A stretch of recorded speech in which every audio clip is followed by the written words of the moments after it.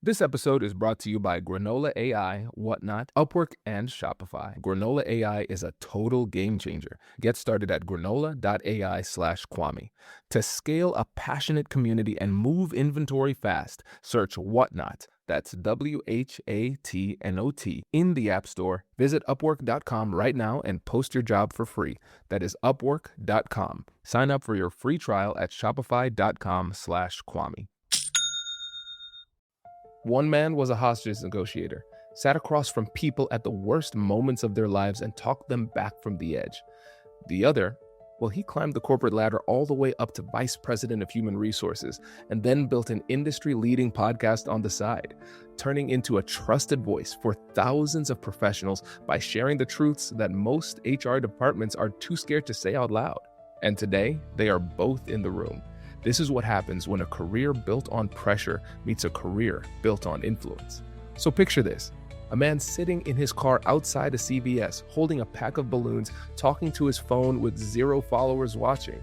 And then he wakes up the next morning to 10,000 new followers, then 20,000, then 50,000. And then within a day, over 100,000 people are watching a man untie a balloon and using it to teach the world how to survive pressure without popping.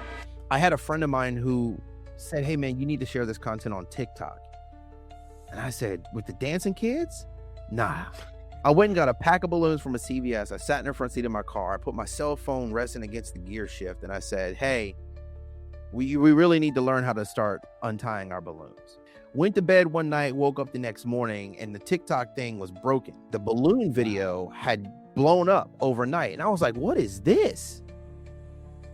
That is Ryan Dunlap, former SWAT hostage negotiator, founder of Conflict-ish, author of How to Untie a Balloon, and the architect of a framework that has helped leaders across 4 different continents stop managing everyone else's conflict and start mastering their own.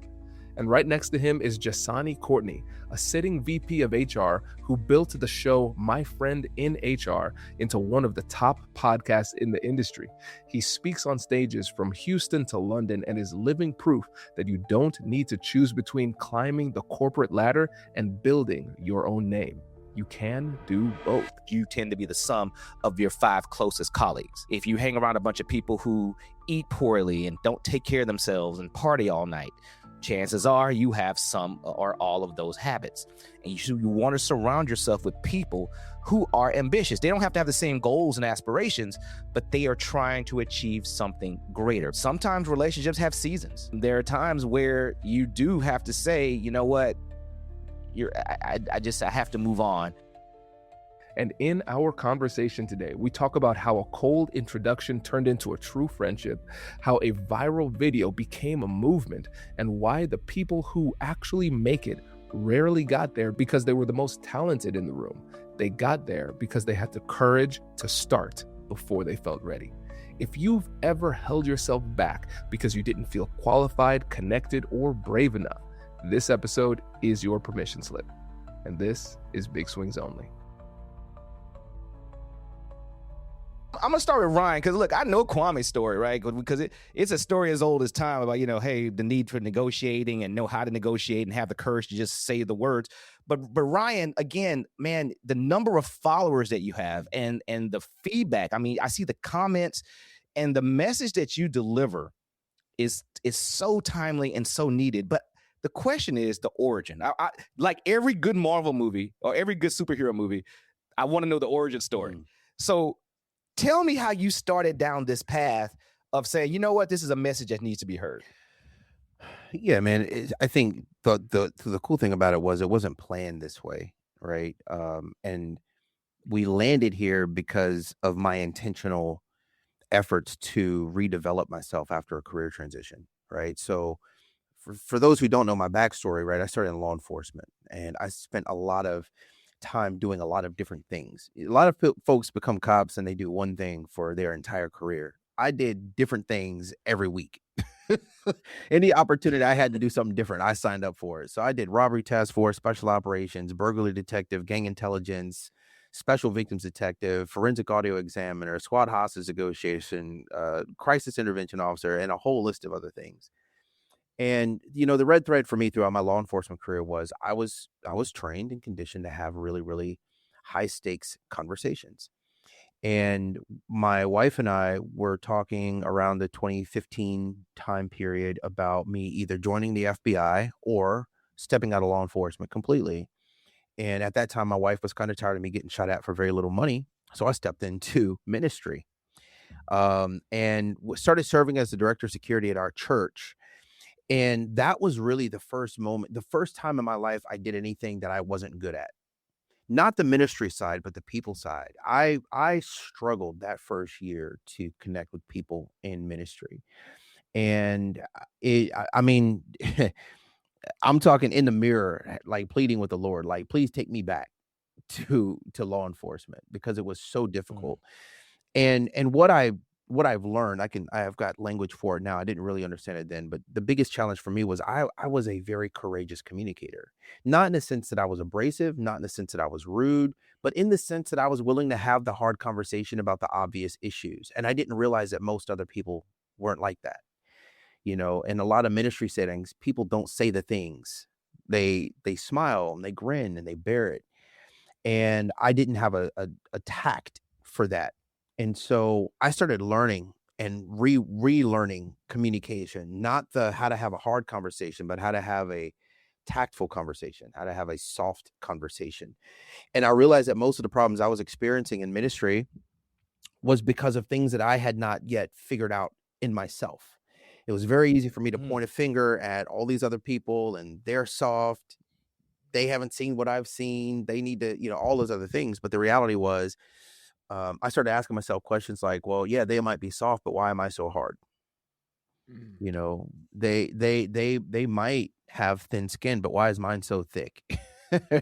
So I started working on me. And once that happened, it did open some doors for my career, transformed. I went from director of security to pastor of life safety to executive director of operations for that organization, and was invited to serve on the anti-human trafficking organization as a executive director, served on 2 state task forces, just did a lot of very cool things on the other side of that. But really the crux of this was in 2022, somewhere around there, I just got fed up with working for other people. I had my own kind of realization that no matter what job I had, my function almost always became the same thing.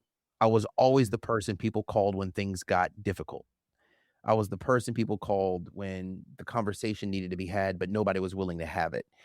And so that was really the impetus for me to think about this thing called conflict-ish, and thinking about from the standpoint of what is it that I'm uniquely equipped to do to help other leaders do that no one else is helping leaders do. And it wasn't conflict with your neighbor. It wasn't hard conversations with another person. It wasn't negotiating a deal. It was getting honest with yourself about yourself. And so this whole idea of conflict is started with helping leaders get their own ish together, from childishness to foolishness to hellish attitudes and squeamish conversations and diminished productivity. How can I help a leader honest with themselves about themselves, which is what I did as a negotiator. It's what I did as a detective, right? When you sit across a room and you can find a way to convince someone to speak and act against their own self-interests, when you are really, really good at interrogation, not to the sense where you're beating people up, but that people feel actually, I don't know, what's the word I'm looking for? Relieved when they confess to a crime. You know what I mean? Taking that same energy from the interrogation room into the boardroom. And that's what we've been able to do. So it started off initially as coaching, Njsane, but it turned into primarily keynote speaking. And that's a big part of what I do now. So I'm still reconciling that. So, but yeah, man, that's really the origin of it. I mean, the real origin was I was not as equipped to navigate regular conversations. I was dope in a crisis, but when there wasn't one, I created it. And I needed to find a solution to not be the problem causer, but to instead be a problem solver. Wow. I mean, that's such an amazing story. And I mean, and kudos to you, man, because most folks don't have the emotional intelligence to reflect internally, right? It's so easy nowadays to say that person's the problem or that person's the reason why this is going on. And while that other person may play a factor in whatever conflict's going on, to have the emotional intelligence to stop and say, okay, that might be true, but what do I need to fix in myself, or what do I need to examine to make sure that this gets better in the future, or we don't run into those same issues? So that's an amazing story, because most folks don't have the courage to do that. And so, since I got you got two amazing guys, gentlemen here, I want to talk about something, right? So I've been in this space for a little while, and the things that I've been able to see and do, it's such a blessing. But you guys have been at it a little bit longer, and it's so easy for people who see both of you online. They look at your feeds, they do the comments to see where you are right now, and just say, "Man, look at Kwame, man. He's on there with Mel Robbins, or he's rubbing elbows and having a drink with Simon Sinek." Yeah. And you look Ryan, right? By the way, I keep like in every episode that I talk about Simon Sinek, because I literally have his book, Leaders Eat Last. That's literally one of my Bibles up there. Simon Sinek is actually going to be at the SHRM conference. Simon, he's my mentor. Holla at your boy. He doesn't even know he's my mentor, but he is. Okay.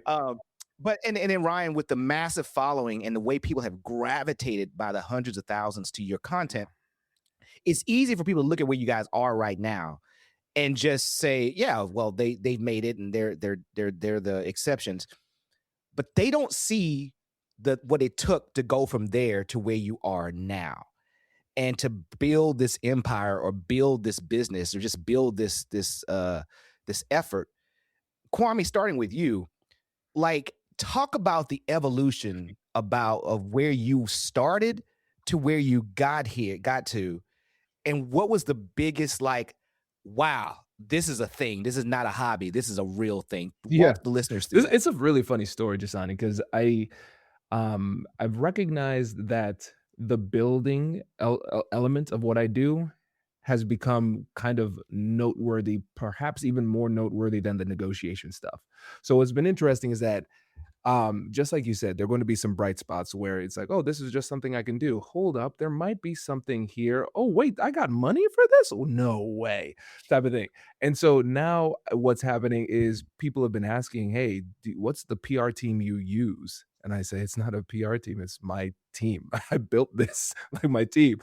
And so I'm recognizing now that something that I've done very well is build thought leadership and build a business that is kind of melded around your authenticity. So it's interesting to see the different layers. So let's start at the very, very beginning. So for me, as a lawyer, I was just practicing law. I didn't want to be a lawyer though. That was the interesting thing. Like Which is odd for somebody who went to law I school. know, They it was like, weird. Let me tell you. I don't want to Let be a me walk lawyer you anymore. through this. Okay. Let me walk you through it. So, I was psychology degree. That was the undergrad. Wanted to be a therapist, and then I said, well, as a therapist, I can only help one person. But if I shape public policy as a politician, then I could help more. Helping people is always the goal. And so then I got my law degree and a master of public policy. I was doing that at the same time, and I discovered something really interesting. I discovered that I didn't want to be a politician. I said, as I did more research, I was like, all of this is BS. This is ridiculous. And there's no way for me to be a competitive politician without taking money, and people are not giving that money away for free. So you're just going to be owned at a different level. So I'm like, I don't want to do this. So I was getting sworn in, asking myself, what do I want to be when I grow up? Because I didn't know. And so really this negotiation stuff, all of this is me going back to my original love of psychology.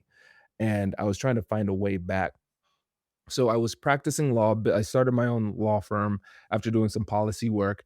And I said, okay, well, I had to have kind of like a come to Jesus moment, because I was like, I never wanted to be a lawyer, but here I am.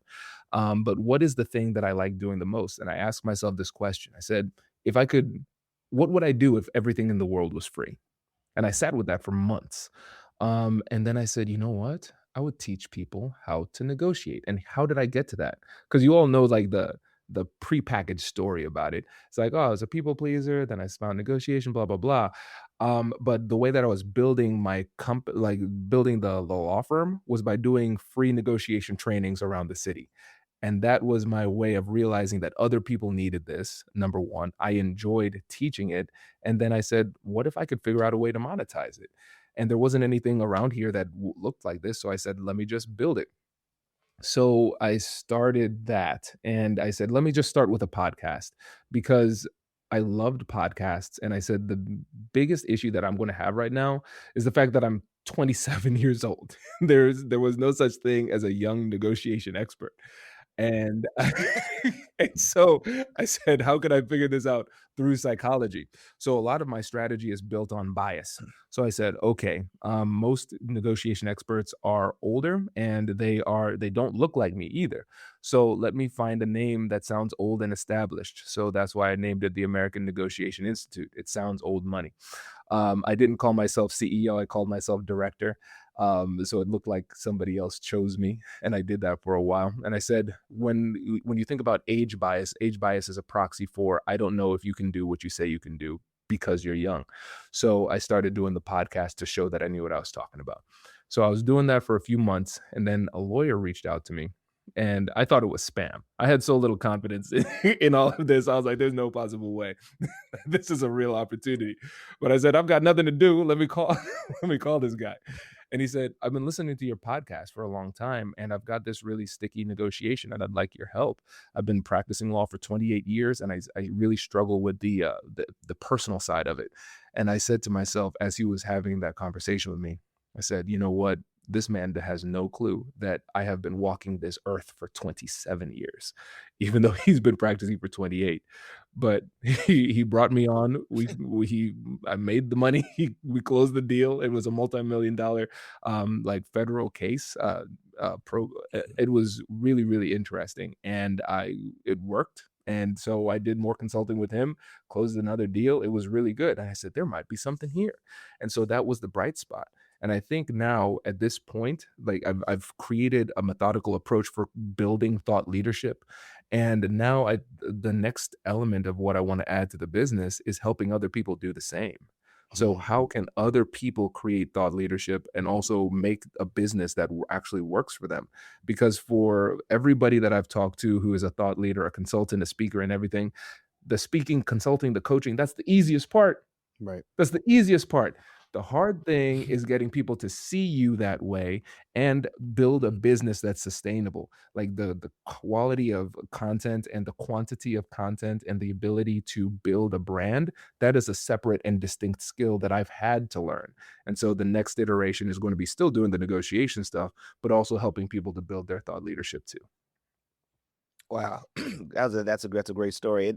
I mean, and there's just so many points where people can get nuggets from that in terms of understanding, like, first of all, taking a chance, and the way you positioned it was brilliant, right? Because when I first met you and I said the American Negotiation Institute, like it sounded like it was founded like in the year of our Lord Anno Domini 1742, right? I was like, wow, this guy, and he made it to CEO, right? Exactly.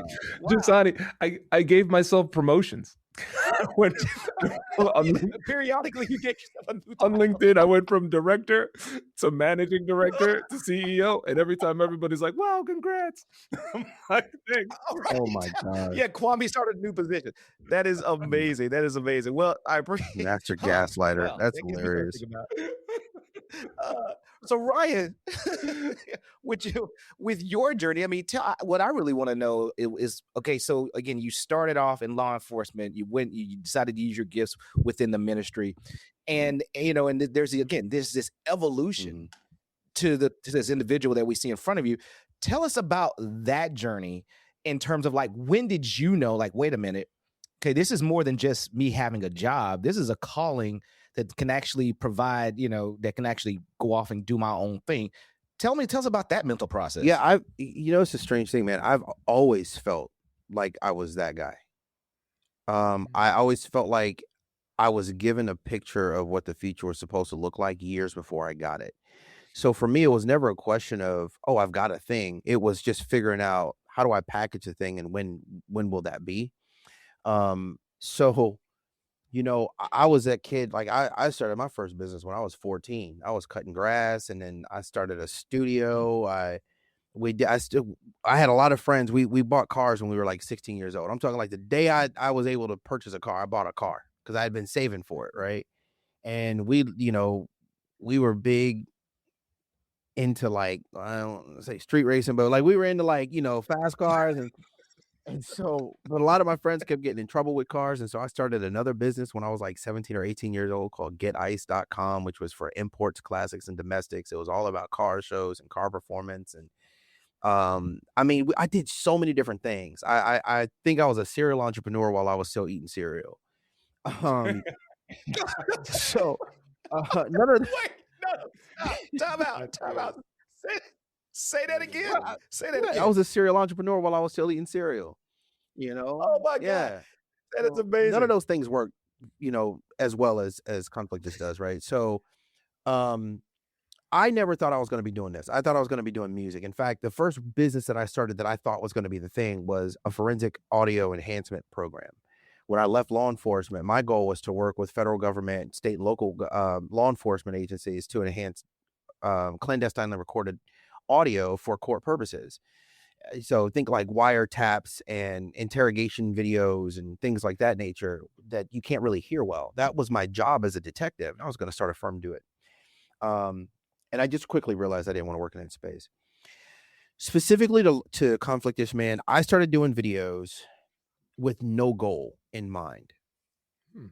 I didn't consciously start creating the content because I wanted to market or build the brand.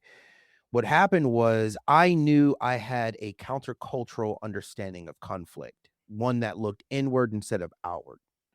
And so I wanted to reality test the frameworks in a public way. I just wanted the feedback. So I had a smaller channel that I wasn't using on Instagram. I just overnight, without telling anybody, I just changed the name, deleted all the videos, called it Conflictish, and started posting conflict videos, which I know for the 500 or so people who were following me on account were like, who is this guy? What does he think he's doing? And and so I was just sharing ideas, and I was expecting people to push back. That's what I was expecting. And I didn't get a lot of pushback. I got a lot of people who were just like, hey, that's an interesting perspective. Tell me more. So I would share more. And that just happened for a little while. And things didn't go very far. I didn't get much traction on it. I had a friend of mine who said, hey, man, you need to share this content on TikTok. And I said, with the dancing kids? Nah. No, I'm good, man. He says, no, man, there's a lot of learning happening on TikTok. You really need to consider just post the same videos, but post it on TikTok. And I was like, this dude is crazy. But I did it. I started a little TikTok channel. I had 0 followers, and I started cross-posting videos that were on Instagram. And one video I did, I was sitting in the front seat of my car. I had just left like a CVS, I think it was, and I had bought a pack of balloons because I had this idea. I didn't know what I was supposed to do with it. I didn't reality test this stuff. Like I wasn't like Kwame. Okay. I just came up with ideas. I went and got a pack of balloons from a CVS. I sat in the front seat of my car. I put my cell phone resting against the gear shift. And I said, hey, we really need to learn how to start untying our balloons.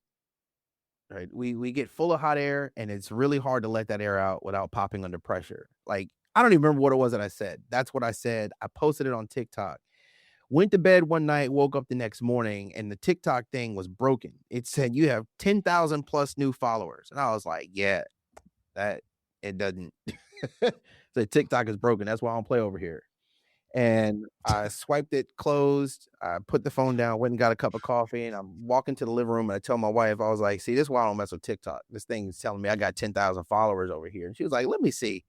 So I open the phone again, and the notification says you have 10,000 plus new followers. And I'm thinking it was the same message, but it wasn't. It was a new 10,000 follower message because when I went into the profile, it said we had 21,000 followers. And the balloon video had blown up overnight. And I was like, what is this? And so we swipe it and it says you've got 22,000 followers. And you swipe it, it says you've got 23,000 followers. And you swipe it, it said 24. That night, I think it was that day, or maybe by the next day, we had 50,000 followers on TikTok. And you know what I was thinking? Yo, forget Instagram. We on TikTok now. All in, baby. TikTok now. So that was the first video that went viral for us. And it only went, I think, maybe 300 and some odd thousand views on TikTok. Now, here's what was interesting, and here's what changed the business. That video had been sitting in Instagram for weeks with no traction.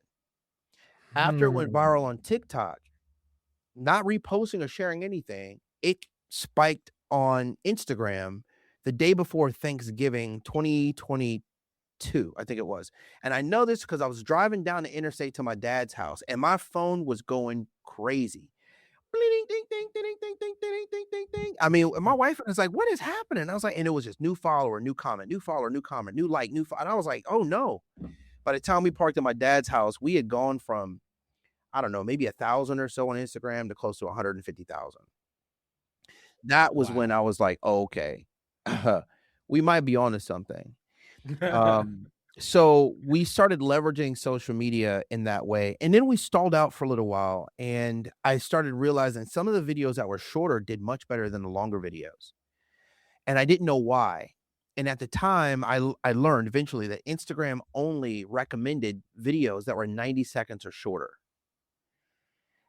I was like, 90-second content is easier to create than 3-4 minute content, the long content that I was creating. So I created this framework for messaging to take these really, really complex ideas that I had around conflict and to reduce them down to 90 seconds worth of speaking. For me, at the rate that I speak, 90 seconds of content is roughly 250 words.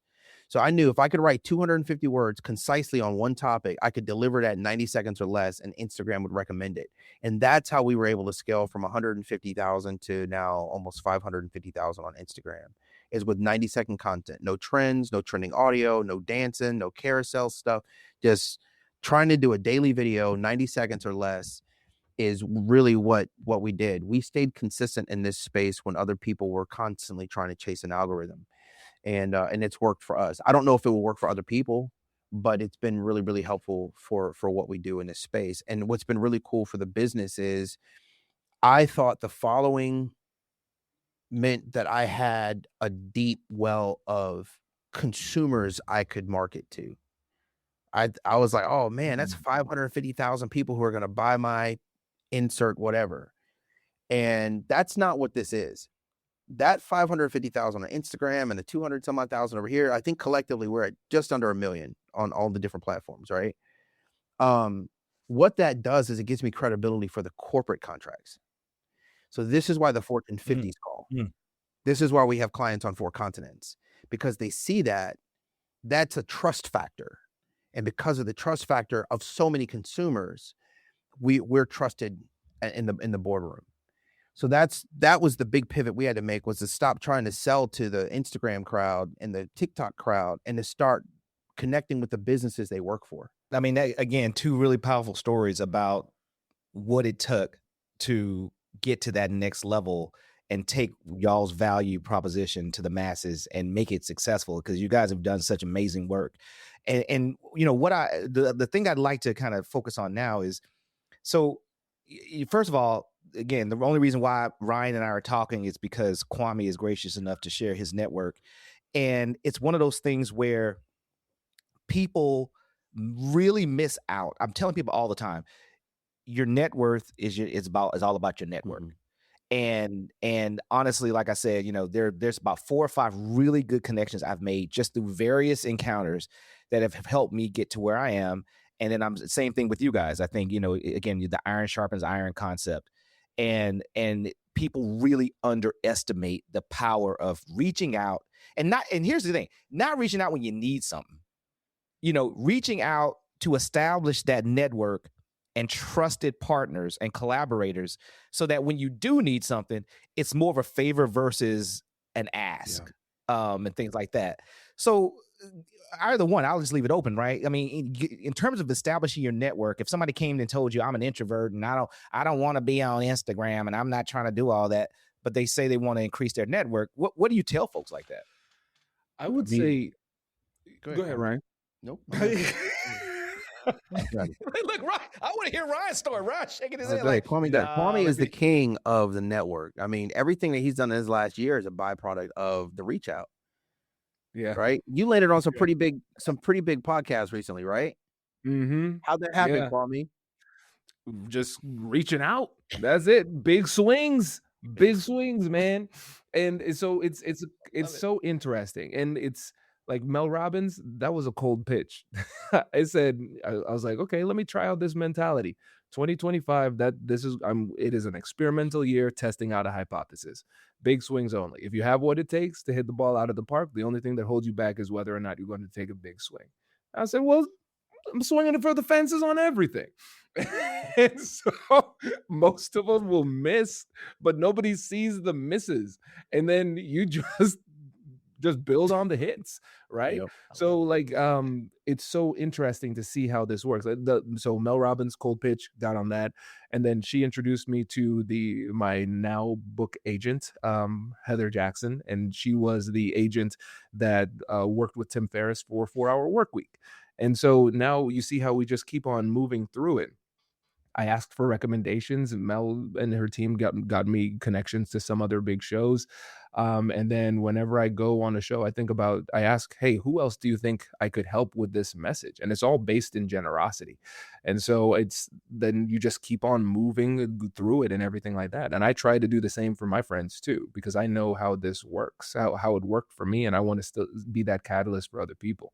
And I think for the person who might be an introvert or whatever, the self-limiting belief might be is a couple of things. Number one, sometimes you have to be uncomfortable at first to do certain things. That's number one. And number two, there are more avenues that could really resonate with you, because you can be a really, really great podcaster and be introverted.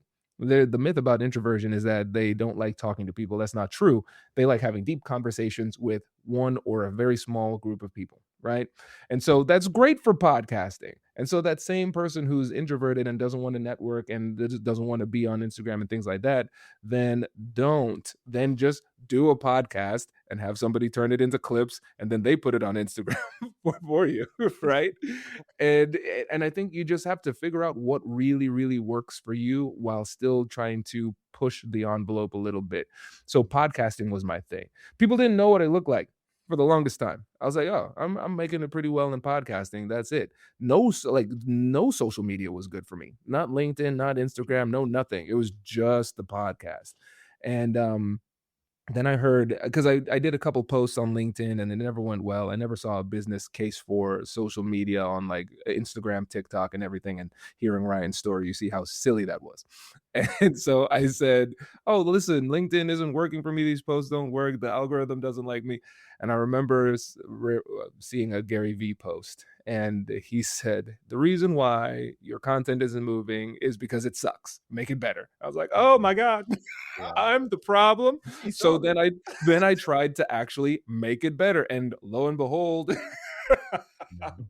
it started to work. So you have to experiment, figure out what your strengths are, double, triple, quadruple down on it, see where you could strategically expand with intentionality and do that, and then just keep on doing that and experimenting over time. And I think a big part of it is be resilient and humble and very curious. Everything's an experiment. If you take this personally, you will not make it. You won't make it. There's always a reason to feel offended, hurt, or disappointed in this game every day. It's a constant emotional roller coaster. You get a deal, you lose a deal. They want to feature you, they don't want to feature you. Some big name says they want to get on your podcast. You're like, wait, you reached out to me? And then you schedule it. And then they're like, just kidding. And they're like, what happened? I already told my family. It's all of these constant ups and downs. So it's not just about doing the thing, but having the resilience to do it over the long term. Yeah. That's good, man. Ryan, what's your thought on networking in terms of branching out? I think your success is limited by your circle.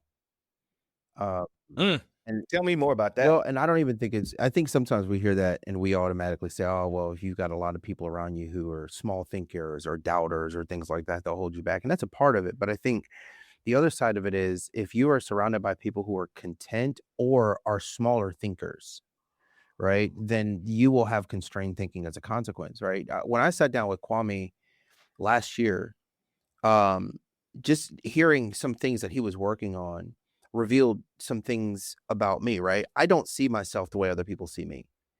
And so I struggle with this. I'll be in airports and restaurants and other cities all over the world, and people be like, oh my gosh, you the ish man. Be like, first of all, like, I don't even call myself that. Like, what are we doing right now? You know what I'm saying? Like, Get yourself together. I was in Portland. A couple of weeks ago. What was this? April. Yeah. So a couple of weeks ago, April, I'm in Portland and I'm minding my own business. And I walked on the sidewalk and this lady about jumped out of her skin. She said, "Oh my gosh, wait a minute. Why are you here? Of all places in Portland? You're here, like right here. You're here. I watch you. You're YouTube. The Ish Man, right?" And I was like, gosh, you know? Like, I got a name, Right. but my mama don't call me Ish. Hey, I'm Ryan. So I say this to say, I don't see myself the way other people see me. Something Kwame said to me, he says, "Ryan, there are the Mount Rushmore of thought leaders when it comes to this negotiation and conflict space." And he said, "I don't know if you realize it, but you're on it." That was terrifying for me, right? Because I know everything I don't know. And I still feel like the same version of me before I started all of this. So I think for the person who is sitting back and saying, I don't want to be known. I don't want to be visible. I'm introvert. I don't want to be on social media and things like that. Welcome to the party. I don't either.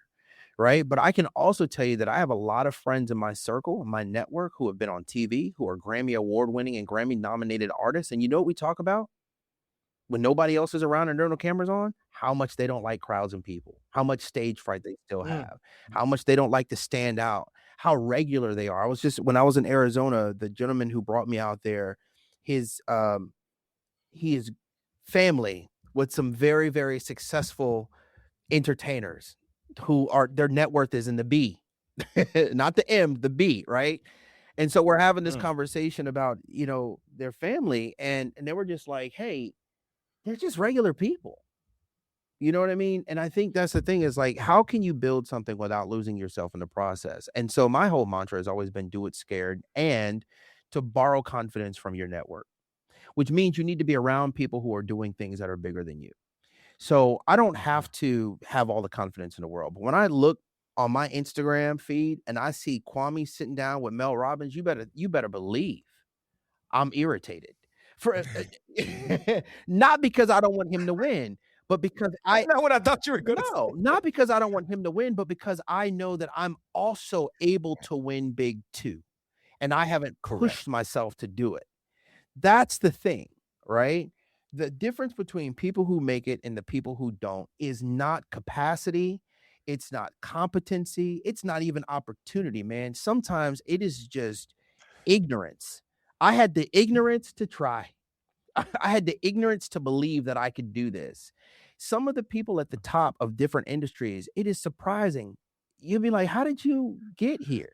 Yeah. How are you the person? Right? And it's because nobody else was willing to do it. Everybody else was too aware of themselves. They were too aware of the potential risks, too aware of the consequences. And so they would rather hang on to a mediocre yes or mediocre reality than to grab a hold of some bodacious dream that is not nearly as far out of reach as they think. And so for me, man, it started with surrounding myself with other people who were at least willing to push themselves out of their comfort zone. They didn't have to be successful, but they weren't going to woo me into comfort. That's what I needed. You didn't have to be rich. I just needed you to have a rich personality, some rich character, some rich confidence, and some rich courage. I can build my own momentum off that, because if I look to my left and the person I'm running with is quitting, and I look to my right and the person I'm running with is satisfied, I'm going to do the same. I'm going to measure myself based on the people around me. But when I look to my left and the person who was standing next to me is up here, and the person that was over here is up there, and they're not running, they're looking back and say, "Come on, bro. Hey, let me connect you with let me get you on the," that's what you need, right? And so Kwame's not dragging people with him, but he is showing people a pathway. And I'm not dragging people with me, but I'm showing people a pathway. And so a big part of the platform now, Kwame was alluding to this earlier. How do I get out of this space of just doing the thing I'm good at and helping other people do the thing they're good at? Right? How do I duplicate this model of building the thing that other people look to? Right? Because I've built my thing, and I know there are other things out there that need to be built, and it might have nothing to do with conflict or conflict strategy or negotiation and negotiation strategy. It could be anything else. I talked to a gentleman the other day. He's building. He wants to build a food business. All right. I've had a chance to work with McDonald's and Chick-fil-A. I've learned from some of the largest food franchises on the planet. They called me and asked me to teach them strategy, right? I learn things when I'm in those ecosystems that now I can take to this gentleman who has one restaurant, right? When I sat down with Piata and they said, we want to scale from here to here. We're going to take Italian food and spread it this. I learned things from that group that I can now share with people who haven't started yet. That's what network is. I can't build a restaurant. I don't want to build a restaurant, but I've learned some things from people who have done it. And if you're in my ecosystem, you can learn what I've learned, and you have to have the courage to pick up your cross, so to speak, and walk. That's the power of networking, I think. And it's such an untapped superpower, really, that a lot of people just sleep on a lot of times, because people feel like, I wouldn't say people, but I think there's the mentality of some folks who haven't stepped out into those waters to think that, oh, I have to have this education, or I have to have these resources first, or I have to get these things done before I do that. And I think one of the things that I always tell people is that, there's no day better than today, right? And just get started, because momentum begets more momentum. It's the kinetic law of motion, right? And it's just like anything at rest will stay at rest, and you have to get things going. And Ryan, it's funny what you were just saying, because when you were talking about like mentoring people and talking about people and like not necessarily dragging people with you, but saying, hey, have you thought about it like this?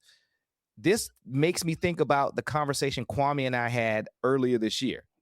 Mm-hmm. And so it's funny because Kwame he's one of those guys, he's gotten to this point now where his email goes somewhere else, right? He don't even answer his own emails, right? He doesn't even you'll get that automatic reply. I don't check these emails. Wait, Ryan, no, you didn't say I didn't even schedule this podcast. I'm gonna be honest with you, but go ahead.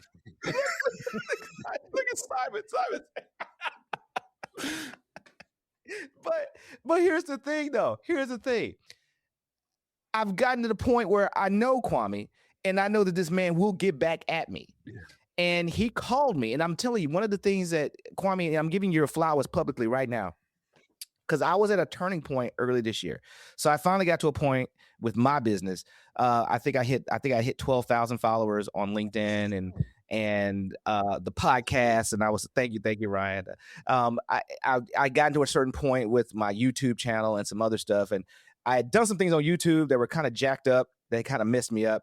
And I had to start my new channel over. And then I was talking about my podcast and kind of the formats.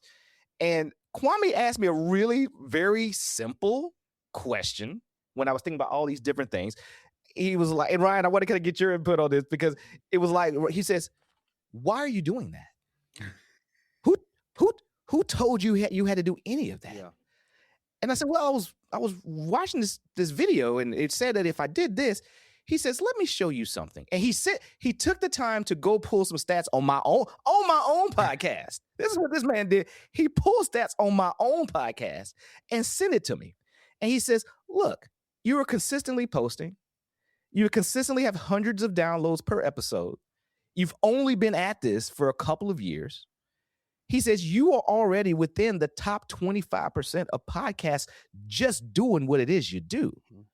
So who's telling you this? And I was about, guys, you have no idea. If I would have gone down that path, I would have divided my efforts 14 different ways. I was going to have 3 or 4 different YouTube channels because of these different niches. And so, Ryan, I'm curious, especially having known Kwame, have in your evolution of what you do for Ish man. That should be a t-shirt so much. You should sell it. I'll buy one. What was that key piece of advice or guidance that you got that really kind of helped keep you grounded? Or is it just kind of a self-reflection thing? So I've got a good friend of mine. I always reflect on this conversation. Montel Jordan from this is how we do it back in the day. We've had a number of conversations over the years, and he's got a testimony about his career transition and trajectory of how, you go from like lights and stages to like almost nobody showing up to the show, right? And there's been this reinvention and redevelopment of him. And I've always remembered his evolution, right? Because I love Mont's journey. I love his story. And one of the things for me was recognizing that I never wanted to count the faces in the crowd as some metric of success. And I'm saying that now because you just said something to me that just like took my breath away. When you said, I mean, I got up to like 12,000 on LinkedIn. Bro, do you know I have a stadium back here in our backyard that can only fit 12,000 people? And if you were to sell that place out, you're a headliner. But we get 12,000 followers on social media and we think we haven't done anything. We think we have, because we see Ryan with his nearly 1 million and we feel like that's the thing. 12,000 people are locked in and connected to you. You can't get 12,000 people in a room for a keynote unless you are like the man or the woman. So I think what happens, man, is like we have to start measuring success very differently than numbers, because the quantitative metrics don't satisfy the brain. We'll look at 12,000 and be like, well, how do I get to 20? What? We get to 20 and be like, yeah, but how do I get to 50? You know, so-and-so thought leader, they've got this much and they've got that much. And man, I'm gonna tell you, I had a lot of followers when I went to Kwame's place last year, and I can tell you I hadn't made nearly as much as he had at that time because we talked about it, right? So then that was one metric that didn't matter. Now you better believe we changed some stuff when we got back, and we doing great right now, right? But the numbers only tell a portion of the story. And I love what Kwame did because he gave you the story behind the statistics, right? He gave you perspective for what those numbers mean. For me and my business, I'm going to tell you, my analytics are turned off. I don't look at them. I don't get daily downloads. I don't know how many followers I have from platform to platform. Literally, the only reason I know how many followers I have right now is because we're putting together a media kit and I needed to know what the numbers were. But prior to this week, I had no idea. And people say all the time, like, oh man, you over 500 times. Oh, is it really? Okay, that's cool. I don't pay attention to it. It's shut off. I don't get those numbers because for me, it creates a false level of first security and then anxiety. Because I know me, I'll be the same thing. Like, oh, I got to get to this number now. I got to get to this number now. The comparison story. So I don't even know if I answered the question you asked, man, but I just wanted to stop and pause for a second so that you can fully take in what I don't have 12,000 followers on LinkedIn. That's crazy. Well, I mean, is it though? I don't maximize that platform. Because you have the platform. That's so interesting though, because it shows how different each platform is and how each platform is like its own container. Yep. You know, so interesting. You got to be at where your feet are at, man. You have to win where you're at. And this is why for the person who says, I'm an introvert, I don't want to do video. Don't do video. Go write on Substack, write on LinkedIn, do a podcast with just your voice. You don't have to do it with your face. If you want to do videos, or create a LinkedIn or a TikTok that only does memes and written content and schematics and drawing. There are so many different ways to put your content out there. It doesn't have to look the way I'm doing it, right? And also know that views do not equate to dollars in pockets, right? Followers do not equate to dollars in pockets. At some level, you have to be able to deliver to that audience. And I think that's the gift that Kwame and I have, is that the people who call, we're able to give them such value that they call back. You know, when I first started doing this, I was like, wow, I would love for somebody to pay me $2,000 to come and do a thing. People call now and they're like, we only can afford $100,000. And I'm just like, well, you know, if that's all you've got, you know what I mean? But I mean, we'll make it work. At some level, it's just like, the numbers don't mean anything anymore, you know? So you just have to, you really substantively, you have to have something that you can stand behind, something that you champion. But the analytics, the quant metrics, man, I think there's only so much value in that.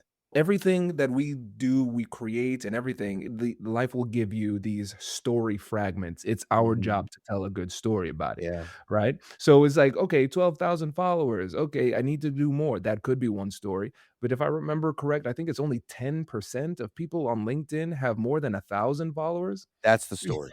Yeah, right?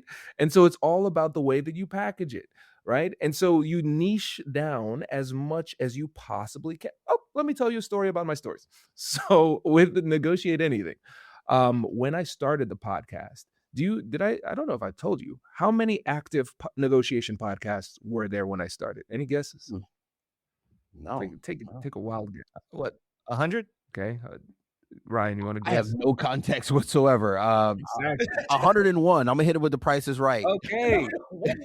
$1. Active. So there were some that died. There were some that produced and stopped. But active at the time in 2016, when I started the Negotiate Anything podcast, zero. None. Really? No active negotiation podcasts. You set me Now, up, Sonny. later on, of course, more have started. But in 2016, when I started Negotiate Anything, there was only one, which Wow. made me the #1 negotiation podcast in the In world. the world. Oh my In the God. world, on Yes. earth. Right? And so that was, listen, I am 27. I've got no other accolades. Cool. That if there's a field of one, I'm #1. I'm Spoken also like a last true place. attorney. I'm also last place, but I'm not. That I'm not done. that is the lawyer talking right there. So I'm like #1. Who cares that it's only like me and my parents listening to the podcast? I'm #1. Oh Okay. my God. And so then you speak it and then you kind of grow into it, but Mhm. it was factually true at that time. Right. And so what I think is you niche down as much as possible so like the competition is you. And so then you're like, I'm the best in this narrow vertical. And so the thing that's really interesting is that everybody has something in their story that is truly remarkable and unique. And some skill, some experience, and it just comes down to how you package it. And so if you think of yourself as less than, then you're going to say, "Oh, I did some things, but I'm not this, so I shouldn't even ask." That's right. But if you with the right mindset, you look at the story, the background and everything, it's like, okay, is there I've been in law enforcement, ministry, and I've got these connections, and then I'm an incredible storyteller. There's nobody else like Ryan. There's nobody else. And there's nobody else like Njsane. There's nobody else like the person who's listening. And once you start to really embrace the power of that authenticity and uniqueness, now you can create stories that are both rooted in what is true, but also can speak to the people who can either help you or want to work with you. But a lot of times we are doing the people that we could be serving a disservice by playing small. Yeah. Mm. So good. Wow. I mean, gentlemen, you have given, I mean, listen, I mean, somebody's soul got fed today. Somebody's soul definitely got fed. They are high on nutrients and simple carbohydrates. They are, or is it complex? Which one's the good one? Simple or complex? I like don't them know. all, bro. It's all good to me. They're all delicious. They're all, yeah, carbs are delicious. But so before we close out, I want to give you guys a chance to give some closing thoughts. So somebody somewhere is listening to this podcast. They see three brothers on here. We're on, you know, we got social media stuff going on. We're all public speakers. You know, and they're just like, they got something in them. There's a spirit. There's something calling to them saying they should be doing more. What do you tell that person who just needs that nudge to get out and just go out and pursue their passion? I'll start with you, Ryan. Man, do it scared. We're building the airplane while we're flying it, right? And I think, especially for those of us who are people of color, we are some of the most overqualified, underutilized people in the space. And I think a part of that is conditioning. We've been conditioned to believe we got to get one more credential, one more certification, one more degree, one more accolade, or one more word of affirmation from another person. And at some point, you've got to take the reins and realize you've got everything you need to at least start. And the greatest information you're going to get is on the other side of starting. And all of the clarity that you're looking for, all the confirmation you're looking for, all of that, should I do this and it's on the other side of activation, because you can't move a parked car. So for anybody out there who's looking to get some traction on something, Start. Do it for a little while, and then look back and see if you've gotten closer to what your intended goal was. Because sitting around and planning all day is not going to change your life or the people's lives you're supposed to be helping. And so you got to start. You got to do it scared. Build the airplane while you're flying. While you're flying it. That's what I would say. Beautiful. All right. Beautiful. Kwame. I think just staying on brand, take big swings and tell better stories. And tell better stories about yourself that are rooted in truth and authenticity, but actually can speak to how great you really are. And like Brian said, borrowed confidence. So you can borrow the confidence of people around you. So ask your friends, what is it that I do very well? What is it that you think sets me apart? And then you see how other people see you, then you reflect that back out, right? And then you just keep on building up on that thing. And I think the two other things too, recognize compound interest and strategic luck. So with compound interest, we understand this is an Einstein. What was it? Einstein quote. He said the most powerful force in the universe is compound interest, which obviously is tongue in cheek, but it just shows the power of just constantly putting in a little bit, and then you will get a little bit more in everything that you do. So think about with the posts that you make. For everybody that listens to a podcast, sees a post, for somebody looking at it, it is their first time seeing you. So every time you put something out there, it is going to build momentum slowly. So the compound interest works. But like Ryan said, you have to do it scared. You have to start, because you're not going to build any compound interest if you are not taking any kind of action. And so that leads us to strategic luck. In your audience, let's say you're trying to sell something, there is always going to be a percentage of people that will purchase or work with you or follow you. And so there's always going to be a percentage. So the more shots on goal you have, the higher the quantity of successes you will have. So the more you take shots, the more compound interest you will have, the more people who are aware of you, and the luckier you will get. So the big swings get bigger just because you have availed yourself to compound interest and strategic luck. And at a certain point, it is just math. And you will not move forward if you don't try. So as long as you're moving in the right direction, you're on the right path. Yeah. Love it. So I guess my 2 cents would be leave them turkeys alone. And here's what I mean by that, right? So turkeys gaggle, but eagles soar alone.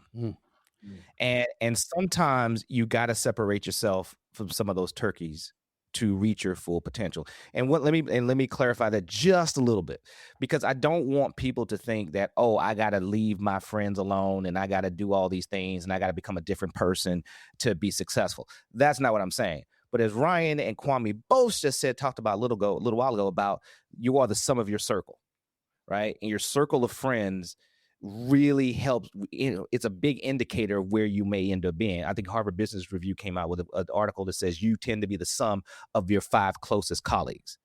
And because those are influences. If you hang around a bunch of people who eat poorly and don't take care of themselves and party all night, chances are you have some or all of those habits. And you want to surround yourself with people who are ambitious. They don't have to have the same goals and aspirations, but they are trying to achieve something greater, because that will motivate you to, number one, see what's possible, which is why I hang around these gentlemen. They give me a good picture of what good looks like, but at the same time, they also inspire. And just know that sometimes relationships have seasons. There are times where you do have to say, you know what, I have to move on, because I can no longer associate or do those kinds of activities. Maybe you got a bunch of single friends and you're married with kids, right? Married folks can't do what single folks do. I don't care what TikTok tells you. But at the same time, it's one of those things where you have to navigate where you're flying towards. So I say sometimes you just got to really, because that was one thing with me. I hung around. I have a lot of really great friends, and they're good people. But when it comes to my professional network, I really, if I wanted to achieve greater things or just not live status quo, I had to insert people in my circle that will kind of motivate me. Because then I got people like Kwame saying, "Where you at? I ain't seen a podcast episode in 3 or 4 weeks. What's going on?" Crap. Okay, he's following up. It's like having a personal trainer. So I think it's important to have people in your circle that do that. And if you don't have those, look, Kwame reached out to Mel Robbins, right? And I mean, and if you had not checked out that episode, oh my God, it's a really great episode. He can have it. You should go find it. But find those people, find those folks. And honestly, Kwame's really good. You know, I'm really good. Ryan, reach out, ping us on social media. It might take a minute, but we'll get back. It it takes a while for Kwame. But he will. But there are people out there that will help you. You're not in this alone, because all of us had to start. Everybody had to take that first step. I don't care whether you're talking about myself, Ryan, Kwame, Oprah, Mel Robbins, Simon Sinek. Everybody started with that first step and that first action. And that's usually the hardest one. So that would be my 2 cents.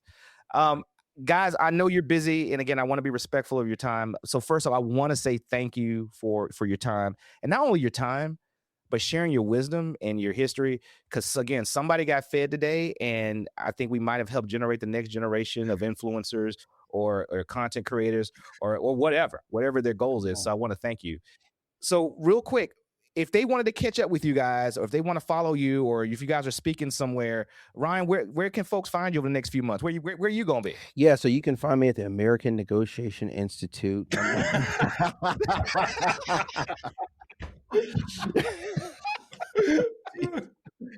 No, man, we're obviously you can find us anywhere online. Conflict-ish, social media, our website, and things like that. We are going to be we're working to expand some things, and so I would say keep your eyes open for what's coming. We want to be able to serve people in a new way, and we're having to make some internal pivots, and I'm really excited about what that's going to look like. But in the meantime, if people just want to stretch their conflict competency a little bit and not have to pay a dime for it, we post every single day on social media, conflict-ish, and help you get your ish together. Come find us, man. Absolutely. Kwame, where are you going to be, brother? But yeah, the podcast, and follow me on all the socials. I'm at Kwame Negotiates and on all of those things, and then LinkedIn, of course.